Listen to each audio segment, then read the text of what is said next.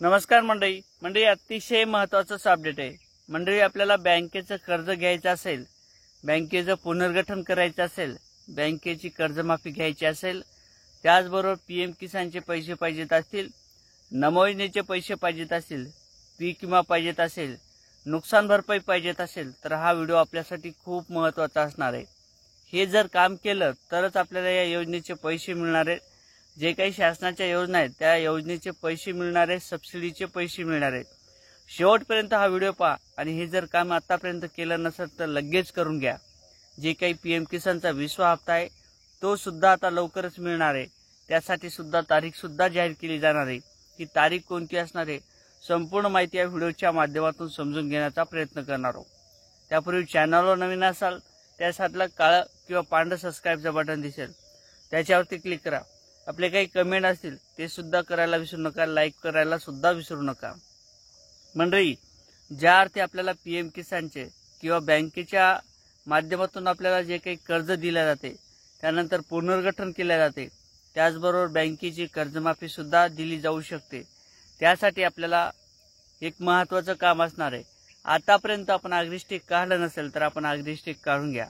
त्याशिवाय आपल्याला कोणत्याही बँकेचं कर्ज मिळणार नाही, कोणत्या बँकेचं पुनर्गठन सुद्धा मिळणार नाही, बँकेची कर्जमाफी सुद्धा होणार नाही, तुमचे पीएम किसानचे पैसे मिळणार नाहीत, तुम्ही नमो योजनेचे सुद्धा पैसे मिळणार नाहीत, तुमचा पीक विमा असेल तो सुद्धा मिळणार नाही, अतिवृष्टीचे पैसे असतील ते सुद्धा मिळणार नाही।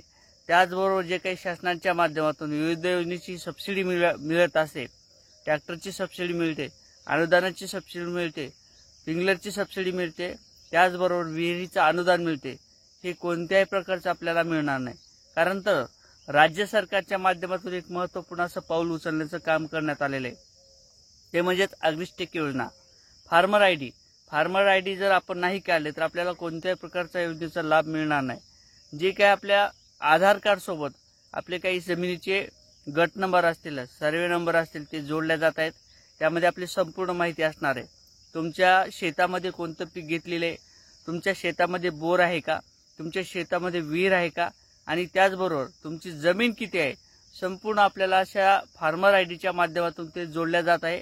जी काही माहिती असेल, जे काही शासनाच्या इथून पुढच्या सबसिडी असतील त्या फार्मर आयडीच्या माध्यमातून आपल्याला दिले जाणार आहेत। नक्कीच फार्मर आयडी आतापर्यंत काढली नसेल तर आपल्या जवळच्या माही सेवा केंद्र किंवा आपले सरकारी सेवा केंद्रावर जा, त्या ठिकाणी आपलं आधार कार्ड घेऊन जा, तुमचं मोबाईल नंबर सोबत घेऊन जा आणि आपल्या आधारला मोबाईल नंबर लिंक केला नसेल तर ते करून घ्या। त्याशिवाय आपल्याला कोणत्या प्रकारचा फॉर्म किंवा कर्जमाफी ही मिळणार नाही। त्यासाठी आपण आपली फार्मर आयडी लगेच काढून घ्या। आणि त्याचबरोबर जे काही आपल्याला पीएम किसानचा 20वा हप्ता आहे तो सुद्धा पुढच्या महिन्यात मिळणार आहे। म्हणजे 1 तारखेपासून हे पैसे जमा केले जाऊ शकतात किंवा या महिन्याच्या शेवटच्या 28 किंवा 29 तारखेला हे पैसे जमा केले जाऊ शकतात। जर आपण आतापर्यंत फार्मर आयडी काढली नसेल तर आपण फार्मर आयडी काढा, त्याशिवाय आपल्याला पीएम किसानचा 20वा हप्ता हा मिळणार नाही, हे लक्षात घ्या। जय शिवराय।